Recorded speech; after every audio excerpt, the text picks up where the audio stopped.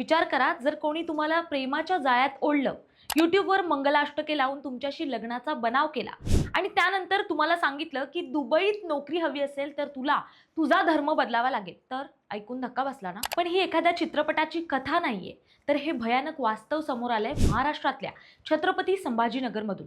काय आहे नेमकं प्रकरण, पाहूयात.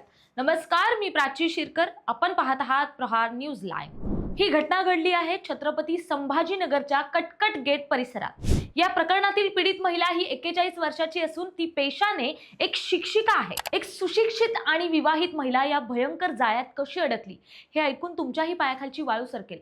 आरोपीने अत्यंत नियोजनबद्ध पद्धतीनं या शिक्षिकेला आधी आपल्या प्रेमाच्या जाळ्यात ओढलं आणि त्यानंतर सुरू झाला फसवणुकीचा एक अत्यंत खतरनाक खेळ. या प्रकरणातील आरोपीने या महिलेचा विश्वास जिंकण्यासाठी चक्क YouTubeचा आधार घेतला. त्याने YouTubeवर मंगलाष्टके लावून या महिलेसोबत लग्नाचा बनाव रचला. महिलेला वाटलं की हे खरंच लग्न आहे आणि तिने त्याच्यावर आंधळा विश्वास ठेवला. पण आरोपीचा प्लॅन काही वेगळाच होता. या खोट्या लग्नानंतर त्याने या महिलेचे वारंवार लैंगिक शोषण करण्यास सुरुवात केली. पण त्याचा खरा रंग दिसला तो काही काळानंतर, जेव्हा त्याने एक भयानक अट त्या महिलेसमोर ठेवली. आरोपीने या महिलेला दुबईमध्ये नोकरीला लावण्याचे मोठे आमिष दाखवले, पण यासाठी त्याने अट ठेवली ती धर्मांतराची. तो महिलेवर धर्म बदलण्यासाठी सतत दबाव टाकू लागला. एवढंच नाही तर केवळ शारीरिक आणि मानसिक छळ करून तो थांबला नाही. दुबईला जाण्यासाठी पासपोर्ट काढायचा आहे, व्हिसा काढायचा आहे, अशी वेगवेगळी कारणं सांगून त्याने या महिलेकडून तब्बल 3,41,000 रुपये रोख उकळले. एवढ्यावरच न थांबता त्याने विश्वासाने महिलेचे 6 तोळे सोन्याचे दागिनेही स्वतःकडे घेतले. जेव्हा पैसे आणि दागिने आरोपीच्या हातात पडले तेव्हा त्याने आपला खरा चेहरा दाखवला.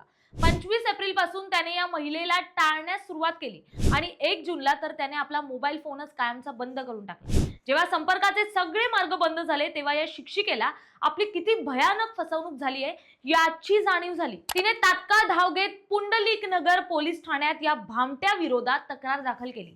पोलिसांनी हुसेन अबू सोयदान या आरोपीवर गुन्हा दाखल केला असून तो सध्या फरार आहे. राज्यात सध्या लव्ह जिहादची अनेक प्रकरणं समोर येत आहेत आणि हे प्रकरणही त्याच दिशेने बोट दाखवत असल्याचं बोललं जातंय.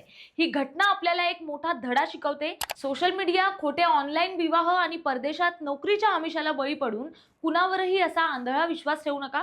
तुमची एक चूक आयुष्यभराचा पश्चाताप ठरू शकते. हा व्हिडिओ जास्तीत जास्त लोकांपर्यंत शेअर करा, जेणेकरून इतर महिला आणि मुली या अशा भयानक जाळ्यात अडकण्यापासून वाचतील. सावध राहा, सुरक्षित राहा. धन्यवाद.